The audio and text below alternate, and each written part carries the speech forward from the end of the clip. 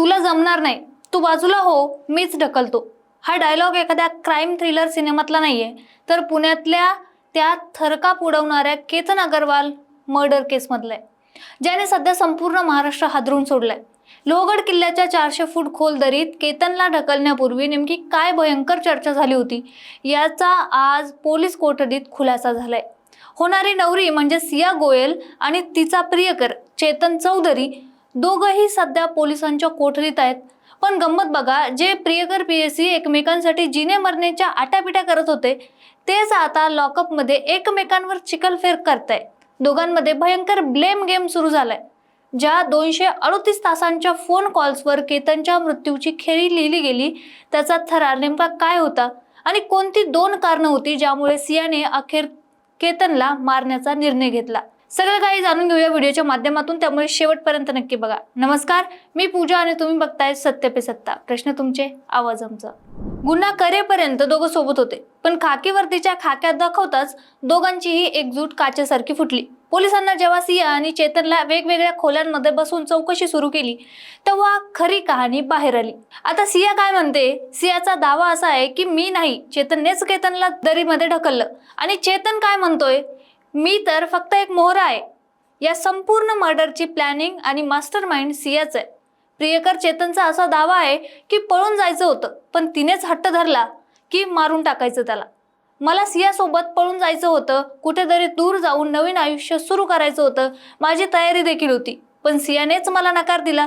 ती म्हणाली, माझं कुटुंब प्रचंड श्रीमंत आहे, आपण जगात कुठेही पळून गेलो तरी ते आपल्याला शोधून काढतील आणि सोडणारच नाहीत. या लग्नातून आणि केतन पासून सुटका मिळवायचीच असेल तर त्याचा खून करणे हाच एकमेव आणि शेवटचा उपाय आहे. म्हणजे चेतनच्या मते मर्डरचा आयडिया सियाचाच होता. सियाचं यावर असं म्हणणं आहे की पहिल्या 2 प्रयत्नांवेळी चेतन रडायला लागला होता. सियाने चेतनच्या दाव्याची पूर्ण हवाच काढून घेतली. तिने पोलिसांना जी गोष्ट सांगितली ती ऐकून पोलिसांचेही डोके चक्रावले. सिया म्हणाली की केतनला मारण्याचा कट चेतननेच रचला होता. यासाठी त्यांनी लोहगडावर आधी 2दा ट्रेक करायला लावला होता, पण लोहगडाच्या कडेला गेल्यावर सियाची केतनला दरीत ढकलण्याची हिंमतच झाली नाही. 14 जून रोजी जेव्हा त्यांचा दुसरा प्रयत्नही फेल झाला, तेव्हा चेतन पूर्णपणे हताश झाला. तो लहान पोरांसारखा रडायला लागला. त्याचा संयम सुटला आणि तो सियावर ओरडू लागला, तुला हे जमणार नाही, आता ही जबाबदारी मी स्वतः घेतो आणि हे काम मीच तमाम करतो. आता प्रश्न पडतो की चेतनने तिसऱ्यांदा स्वतःहून ही रिस्क का घेतली? तर त्यामागे एक रोमॅन्टिक पण तितकाच विकृत असा हेतू आहे. रिपोर्टनुसार चेतनला आणि सियाला केतनच्या बंधनातून कसंही करून लवकरात लवकर मुक्त व्हायचं होतं. त्यांचा प्लॅन असा होता की केतनचा काटा काढायचा आणि त्यानंतर दोघंही थेट महाबळेश्वरला जायचं. त्यांचा असा प्लॅन होता की तिथे जाऊन एकांतात वेळ देखील घालवायचा. सगळ्यात धक्कादायक बाब म्हणजे केतनला 400 फूट दरीत ढकलून दिल्यानंतरही हे दोघे सतत एकमेकांच्या संपर्कातच होते, जणू काहीच झालं नाही. पोलिसांच्या मते कोठडीत असलेल्या या दोघांच्याही चेहऱ्यावर आपण केलेल्या कृत्याची तीळ मात्र पश्चाताप नव्हता. पोलिसांच्या खाक्या मिळताच सियाने त्या खुनी सिग्नलची कबुली देखील दिली, जो ऐकताच अंगावर काटा येतो. हत्या करायची कशी यासाठी त्यांनी गुन्ह्याच्या बऱ्याच आधी एक कोडिंग ठरवलं होतं. लोहगड किल्ल्याच्या अत्यंत धोकादायक कडेला जेव्हा हे तिथं पोहोचतील, तेव्हा ठरल्याप्रमाणे सिया केतनच्या समोर खाली वाकली. हे खाली वाकणंच चेतनसाठी ग्रीन सिग्नल होता. सिया वाकली, चेतनला सिग्नल मिळाला. त्याने कसलाही विचार न करता मागून येऊन केतनला थेट 400 फूट दरीत खाली ढकलून दिलं. आता या केसची सगळ्यात मोठी आणि भक्कम पुरावा काय, तर तो आहे CDR म्हणजेच कॉल डिटेल रेकॉर्ड्स. पोलिसांनी जेव्हा दोघांचेही फोन रेकॉर्ड तपासले, तेव्हा जे आकडे समोर आले ते थक्क करणारे होते. केतनच्या मृत्यूच्या आधीच्या 6 महिन्यात सिया आणि चेतन यांच्यात तब्बल 2000 पेक्षा जास्त वेळा फोनवर बोलणं झालं होतं.